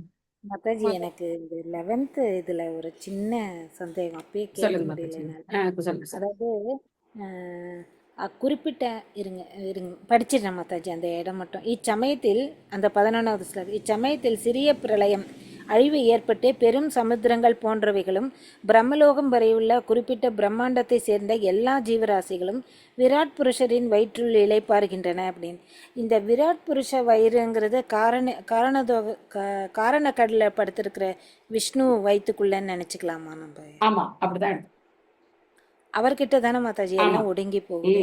அது அவர்கிட்ட தான் போய் ஒடுங்கிடுறோம் எல்லாருமே. அந்த மகாவிஷ்ணுடைய வயிற்றுல தான் போய் ஒடுங்கிடுறோம். அப்ப காரண கடல்ல படுத்திருக்க காரணதோக சாயி விஷ்ணு. ஆனா இங்க விராட் புருஷர்னா விராட் ரூபம் அதை விராட் ரூபம் இல்ல விராட் ரூபம்ங்கிறதே ஒரு கற்பனையான ரூபம் தான். விராட் புருஷர் அப்படிங்கிறதே ஒரு கற்பனையான அப்பனா ஆனா இத நம்ம ஃபர்ஸ்ட் நம்ம இந்த ஸ்டார்டிங்ல நம்ம பார்த்தோம் இல்லையா, இந்த விராட் ரூபம் அப்படிங்கிறது கற்பனையான ஒரு உருவம் அப்படின்னு நம்ம பார்த்தோம். பட் இந்த கற்பனையான ஒன்று. இந்த இந்த வர்ணனைகள் எல்லாம் விராட் ரூபத்தை வச்சு வர்ணிக்கிறதுனால அந்த மாதிரி வந்து அங்க வந்து பிரபுபாதர் பொருள்ல கொடுத்திருக்காரு. இப்போ ஓகே, அப்பனா அது பாதாள நம்ம புரிஞ்சுக்க வேண்டியது காரணம். ஆமா, இப்ப பாதங்கள் வந்து மாதாஜி அவர் விராட்னா விஸ்வரூபம்னு படிச்சிருக்கோம். ஆமா விராட்னா விஸ்வரூபம்னு படிச்சிருக்கோம்ல மாதாஜி. ஆமா ஆமா, அது ஆனா கற்பனையான உருவம்க்கா, அது நிரந்தரமான உருவம் கிடையாது. அது வந்து பௌதிகமான உருவம், நிரந்தரமான உருவம் கிடையாது. சில சமயங்கள்ல பகவான் வெளிப்படுத்துறார், சில சமயங்கள்ல அவர் வெளிப்படுத்துறது கிடையாது. அவருடைய ஷியாமசுந்தர ரூபம் மாதிரி இந்த விஸ்வரூபம் கிடையாது. இப்ப நம்ம பார்த்தோம் இல்லையா, ஓகே, பகவானோடைய ஆன்மீக உலகத்துல 2 கைகளோட புல்லாங்குழல் ஏந்தி அவருடைய லீலைகளை அவர் பண்ணிக்கிட்டே இருக்காரு அப்படின்னு நம்ம பார்த்தோம் இல்லையா. சோ அந்த மாதிரி ரூபம் எந்த ரூபம் கிடையாது, விஸ்வரூபம் கிடையாது, அது பௌதிகமானது. அதை நம்ம பார்க்குறோம்ல, பாதாள லோகங்கள் வந்து அவருடைய பாதங்கள், அதுக்கப்புறம் மத்திய லோகங்கள் அவருடைய இடுப்பு, மேல் உலகங்கள் அவருடைய முகம் அப்படின்னு பார்த்தோம் இல்லையா. சோ அந்த கம்பேரிசனுக்காக அதை நம்ம அப்படியே புரிஞ்சுக்கிறதுக்காக அந்த விராட் புருஷனுடைய வயத்துல நம்ம போய் அடைக்கலமா இருக்கோம் சொல்லப்பட்டிருக்கு. ஆனா உண்மையிலேயே அந்த காரணதோசாயி விஷ்ணு மகாவிஷ்ணுடைய அந்த உடல்ல தான் போய் எல்லா ஜீவராசிகளும் ஒடுங்கிடுறாங்க. Thank you Mataji, thank you Hare very much. Krishna. Hare Krishna Mataji. சொல்லுங்க மாதாஜி. மாதாஜி, இந்த பகவானோட சக்திகள் வந்து 3ஆ பிரிக்கப்பட்டிருக்குல்ல மாதாஜி. அது சந்தினி வந்து பலராமர், அதுதான் நம்ம வந்து படிக்கிற புக்ஸ், இந்த பூஜா பொருள், பகவத்கீதை, பாகவதம் அதெல்லாம் சொன்னீங்க. ஹலாதினி சக்தி வந்து ஸ்ரீமத் ராதாராணி. அப்ப சம்பித் சக்திங்கிறது? சம்பித் சக்திங்கிறது பகவானுடைய அறிவுமயமான சக்தி. தேங்க்யூ மாதாஜி. சத் சித் ஆனந்தம் இருக்கு இல்லையா, சத்து அப்படிங்கிறது நித்தியத்தன்மை, சித் அப்படிங்கிறது அறிவு, ஆனந்தம்ங்கிறது ஆனந்தம். இங்க வந்து பகவானுடைய சம்பித் சந்தினி, சம்பித், ஹலாதினி, சத் சித் ஆனந்தம். சோ அதனால அந்த சம்பித் சக்தி வந்து அறிவுமயமான சக்தி.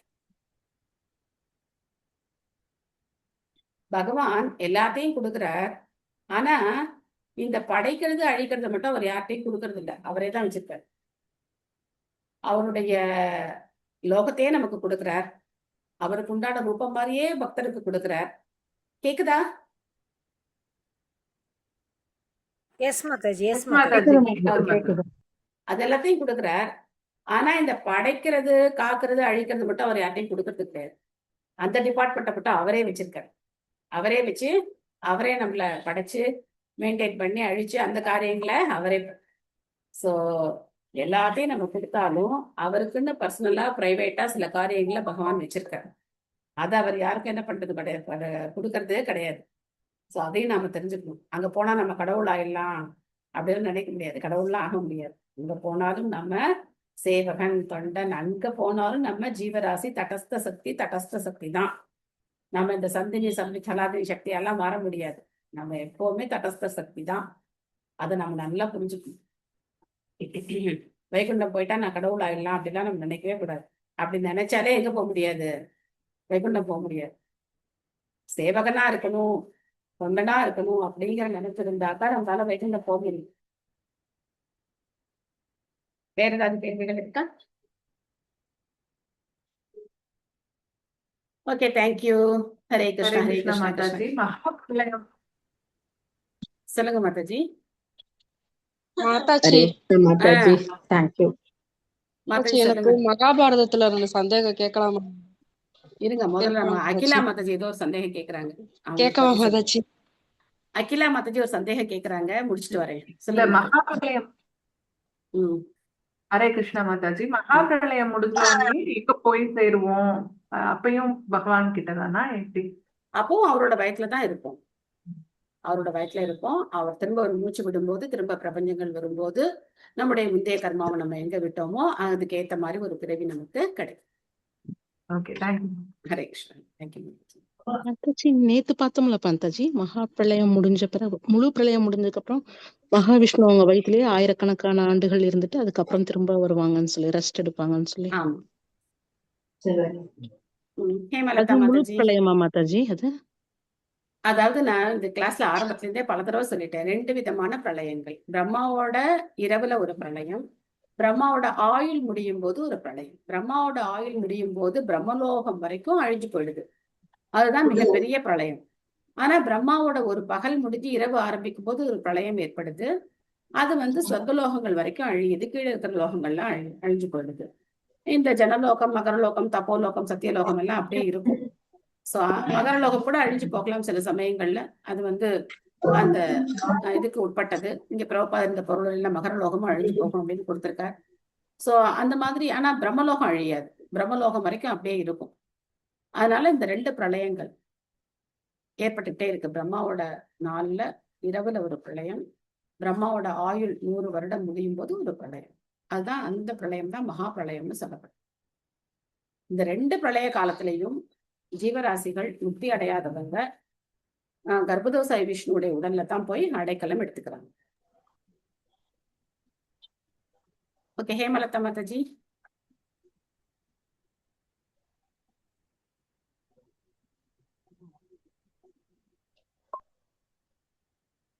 ஹேமலதா மாதாஜி இருக்கீங்களா, போயிட்டீங்களா?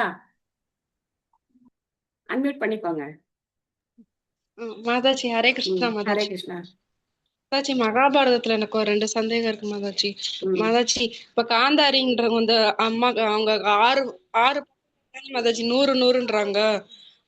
ஒரு சந்தேகம், 6 குழந்தைகளை எதுக்காக 100ன்னு மாத்துனாங்கன்ற ஒரு சந்தேகம் ஒண்ணு. 2வது 6 எல்லா பிள்ளைகளும் தாய்க்குன்னா எல்லா பிள்ளைகளும் ஒண்ணுதானே மாதாஜி. அந்த தாய் வந்து அவங்க கண்ணை கட்டியிருந்த சக்தி மொத்தத்தையும் எதுக்காக துரியோதனுக்கு மட்டும் கொடுக்கணும்னு நினைச்சாங்க? அவங்க 6 பிள்ளைகளும் நிக்க வச்சிருந்தாங்கனாக்கா 6 பேருமே உயிரோட இருந்திருப்பாங்களாங்களா மாதாஜி? அது 2 சந்தேகம் ரொம்ப நாளா இருக்கு மாதாஜி. யார் உங்களுக்கு சொன்னா காந்தாரிக்கு 6 பிள்ளைன்னு? எங்க புக்ல படிச்சீங்க? எந்த புக்ல படிச்சீங்க? எந்த புக்ல படிச்சீங்க? மகாபாரத 6 மகாபாரத புக்ல இருந்து பொதுவாலாம் சொல்லக்கூடாது. அதை எழுதுனது யார்? எந்த மொழிபெயர்ப்ப நீங்க படிச்சீங்க? இஸ்கானுக்கு படிச்சீங்களா, வெளியில ஏதாவது படிச்சீங்க? இல்ல மாதாஜி, வெளியில ஒரு சின்ன புக்கு. இதுக்கெல்லாம் நான் பதில் சொல்ல மாட்டேன். நீங்க வந்து நான் டிவில அந்த இவர் சொன்னாரு கேட்டேன், நான் வந்து வாரமலர்ல படிச்சேன், இதுக்கெல்லாம் நான் பதில் சொல்ல மாட்டேன். நம்ம வந்து சாஸ்திரம்னு படிச்சோம்னா ஆச்சாரியர்கள்ட்ட இருந்து மட்டும்தான் படிக்கணும் அப்படிங்கிறத பலமுறை நம்ம பார்த்திருக்கோம். காந்தாரியுடைய வயத்துல ஒரு கரு உருவாகுது. சோ அப்ப வந்து குந்திக்கு குழந்தைங்க பிறந்திருக்காங்க. ஆனா காந்தாரி பாக்குறாங்க, அவங்களுக்கு எல்லாம் குழந்தை பிறந்துட்டாங்க, எனக்கு இன்னும் அந்த குழந்தை பிறக்கலையேன்னு சொல்லி அவங்க வயிற்ற அடிச்சுக்கும் போது அந்த சதை பிண்டம் வெளியில வந்துருது. அப்போ வியாசர் அங்க வந்து என்ன பண்றாரு, அதை 100ஆ பிரிச்சு 100 பானையில போட்டு அதை வளர்க்குறாரு. அப்படித்தான் காந்தாரிக்கு 100 குழந்தைகள் வந்தாங்க. 6 குழந்தைங்கிறதுலாம் நான் எங்கேயும் கேட்டதும் கிடையாது, இதுக்கு எனக்கு பதிலும் கிடையாது. இப்படித்தான் வந்து ஆச்சாரியர்கள் நமக்கு கொடுத்திருக்காங்க. அப்படித்தான் 100 குழந்தைகள் வந்தாங்க. சோ காந்தாரி கண்ணை கட்டி தன்னுடைய சக்தியை துரியோதனனுக்கு கொடுத்ததுக்கான காரணம் என்ன அப்படின்னாக்க, துரியோதனனை அந்த சமயத்துல காப்பாத்தணும்னு காந்தாரி நினைக்கிறாங்க. சோ அந்த குருட்சேத்திர யுத்தத்துல அவங்களுக்கு நல்லா தெரியும் தன்னுடைய மகன்கள் அழிவாங்க அப்படிங்கறது அவங்களுக்கு நல்லா தெரியும். துரியோதனனை காப்பாத்தணும்னு நினைக்கிறாங்க.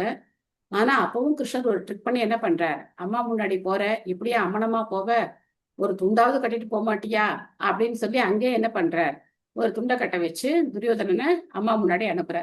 காந்தாரி கண்ணை திறந்து பார்க்கும்போது ரொம்ப வருத்தப்படுறாங்க, நான் உன்னை எப்படி வர சொன்னேன், நீ இப்படி வந்திருக்கியே அப்படின்னு சொல்லி. அதை பயன்படுத்தி கிருஷ்ணர் என்ன பண்றார், துரியோதனனை இடுப்புல அடிக்க சொல்லி துரியோதனனை வதம் பண்றார். சோ அதனால அந்த சமயத்துல காந்தாரி துரியோதனனை காப்பாத்தணும்னு நினைச்சாங்க. அதனால கண்ணை அவுத்து தன்னுடைய சக்திய துரியோதனனுக்கு கொடுத்தாங்க. சரியா? ஹரே கிருஷ்ணா. சோ கேள்விகள் சரியான மூலத்துல இருந்து நம்ம படிச்சு அதுல சந்தேகம் இருந்து கேட்டா நம்மளால பதில் சொல்ல முடியும். சும்மா அங்க படிச்சேன் இங்க படிச்சேன் அப்படிலாம் சொன்னா நம்ம பதில் சொல்ல முடியாது. ஓகேவா? நன்றி மாதாஜி. தேங்க்யூ. மகாபாரதம் எது படிக்கணும் மாதாஜி? நம்ம யாரோட புக் படிக்கணும் மாதாஜி? மகாபாரதம் இஸ்கான்ல நிறைய பேர் டிரான்ஸ்லேட் இஸ்கான்ல இருக்கு. பண்ணிருக்காங்க. அது படிக்கலாம். தமிழ்ல இருக்கான்னு தெரியல, இங்கிலீஷ்ல இருக்கு மாதாஜி. சரிங்க மாதாஜி, தேங்க்யூ. அது படிக்கலாம். Okay, thank you. ஓகே, நம்ம இதோட நிறைவு பண்ணிப்போமா? வாஞ்சா கல்பத்தருபேஷ்ட கிருபா சிந்துபியே வச்ச பக்தானாம் பாவனேபியோ வைஷ்ணவேபியோ நமோ நமः. அனந்த கோட்டி வைஷ்ணவ விருந்த கி ஜெய். ஸ்ரீல பிரபுபாத் கி ஜெய். தாய் கோ பிரேமானந்தே. ஹரி ஹரி போல். ஹரே கிருஷ்ணா. Thank you all. हरे कृष्णा माताजी, हरि बोल हरि बोल. हरे कृष्णा माताजी, थैंक यू माताजी. थैंक यू माताजी. माताजी thank you. Hare Krishna Hare Krishna. Thank you माताजी. Hare Krishna. Hare Krishna. Thank you. Thank you மாதாஜி. Thank you. हरे कृष्णा माताजी. ஹரே கிருஷ்ணா. நான் டெய்லி ரெக்கார்டிங் மட்டும் பண்ணிடுறேன். ஆனா இங்க இன்டர்நெட் எனக்கு இங்க வைஃபை எல்லாம் இல்லாதனால அப்லோடே ஆக மாட்டேங்குது. 1/2 நாள் சுத்திக்கிட்டே இருக்கு, அப்லோட் பண்ணவே முடியல. ஸோ அப்லோட் பண்ணக்கூடாதுன்னா ஒன்றும் இல்லை, பட் இங்கே இன்டர்நெட் கனெக்ஷன் வந்து ரொம்ப புவரா இருக்கு, அதனால அப்லோட் பண்ண முடியல.